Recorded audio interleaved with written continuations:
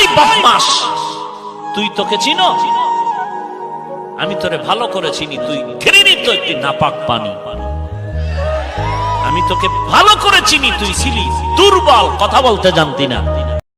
মাথাটাকে নিচু করে জীবনের সব গুনার ফিরিস্তিগুলো একটা একটা করে স্বীকার করে আল্লাহর বলেন, আল্লাহ আমি পাপী, আল্লাহ আমার যে বড় পাপী এই দুনিয়াতে কেউ নাই। আমরা বলবো আল্লাহ তুমি প্রশ্ন করার আগে তোমার একটা কথা বলি, আমারে কিছু জিজ্ঞেস করো না, আমি সব করেছি।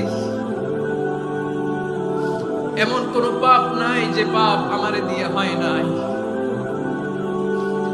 তোমার রহমত দিয়ে তুমি জান্নাতে পাঠাবা, তোমার দয়ায় জান্নাতে যেতে চাই, আমল দিয়ে না। পারবেন বলতে? কিয়ামতের দিন আমরা বলবো আল্লাহ আমার আমল দিয়ে জান্নাত চাই না, আমি তোমার দয়া দিয়ে জান্নাত চাই।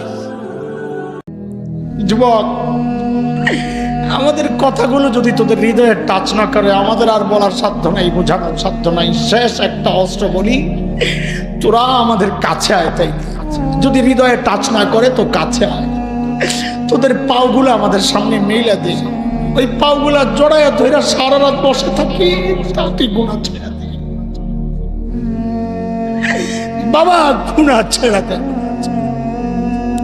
আর এই গুনাহওয়ালা চোখগুলা নিয়ে মালিকের সামনে কেমনে দাঁড়ানো,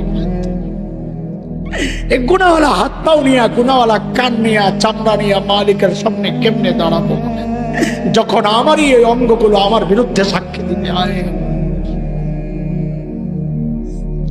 বলেন গুনাহ ছাড়বো ইনশাআল্লাহ। যে বিভীষিকাময় সময়ে প্রত্যেক নবী বলেছেন আমি পারবো না, প্রত্যেক নবী বলেছেন নফসি নফসি, আমার কি হবে আমি জানি না, আল্লাহ আমারে বাঁচা। প্রতিটি নবী বলবে নফসি নফসি, আল্লাহ তুমি আমারে বাঁচাও, আমারে বাঁচাও। বিশ্বনবী মাথা তুলবেন, তুলে বলবেন রব্বি হাবলি উম্মতি, আল্লাহ তুমি আমার গুনাহগার উম্মতকে বাঁচাও।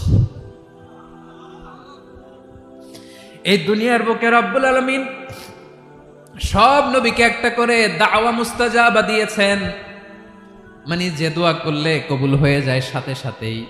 দাও বিহা, দুনিয়ার সব নবীরা ওই দোয়াটা দুনিয়ায় করে ফেলেছে। ওয়া ইন্নী আখতাবিউ দাওয়াতি শাফাআতান লি উম্মতি ইয়াউমাল কিয়ামাহ, আমার ওই স্পেশাল দোয়াটা আমি দুনিয়ার বুকে কঠিন বিপদে পড়েও কোনোদিন করি নাই। আমি আমার স্পেশাল দোয়াটা কিয়ামতের দিন আমার গুনাহগার উম্মতকে সুপারিশের জন্য রেখে দিয়েছি।